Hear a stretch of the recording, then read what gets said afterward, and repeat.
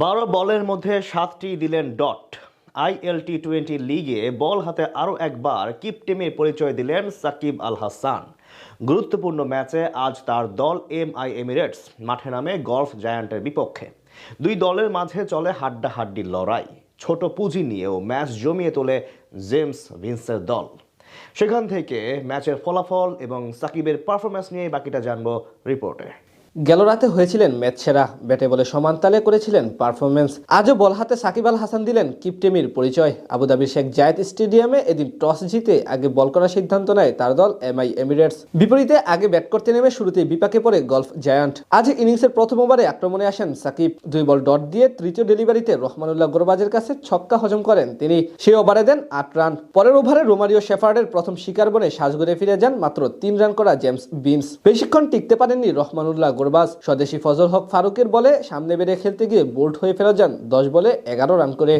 ক্রিজে এসে এক ছক্কা ও এক 4 হাঁকিয়ে ভীতি সৃষ্টি করা আসিফ খানকে থামান শেফার্ড। পাওয়ার প্লেতে 3 উইকেট হারিয়ে 36 রান তোলে গলফ জায়ান্ট। সপ্তম ওভারে আবারও বল করতে আসেন সাকিব। সেখানে তার প্রথম বলে ক্যাচ তুলে দিয়েছিলেন মঈন আলী, কিন্তু সেটি তালুবন্দি করতে ব্যর্থ হন মোহাম্মদ ওয়াসিম। সে ওভারে 4টি ডট দিয়ে খরচ করেন মাত্র 2 রান।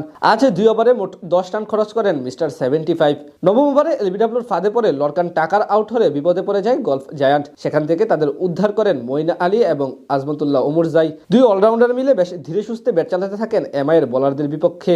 14 রানে ফারুকির বলে থামেন ওমরজাই। তবে ক্যারিয়ারের 36তম টি20 অর্ধশতক পূরণ করেন মঈন আলী। শেষ পর্যন্ত তার 51 রানের ইনিংসে ভর করে 141 রানের লড়াকু পুঁজি পায় গলফ জায়ান্ট।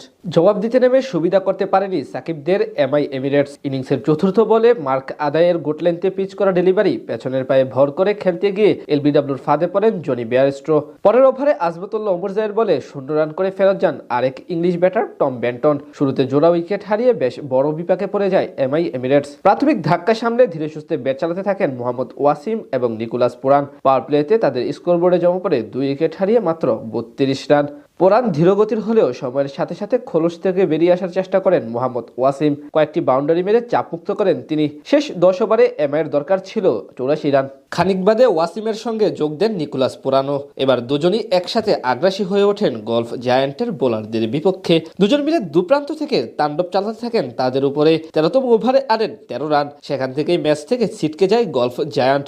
অন্যদিকে ম্যাচ চলে যায় MI এর হাতে।